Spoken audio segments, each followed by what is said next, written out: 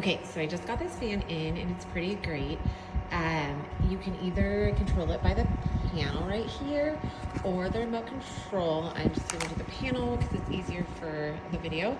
But it has 4 speeds, low, medium, and high. The fan doesn't make too much noise and it's really smooth airflow, so I like that. You can also set the timer for the fan. So for 2 hours, 4 hours, 6 hours, and 8 hours. And then next you can, it does mist. So you can do like again, low, medium, and high. You put the water in here and then it does ask for you to pour it out after each use, which is totally fine. And then it has a light, and the light has different colors. So for at night, if you want to switch it up, you can. So overall, it's a really great purchase.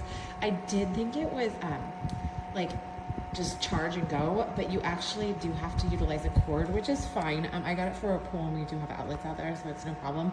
But overall, it'll be a good summer fan to have outside.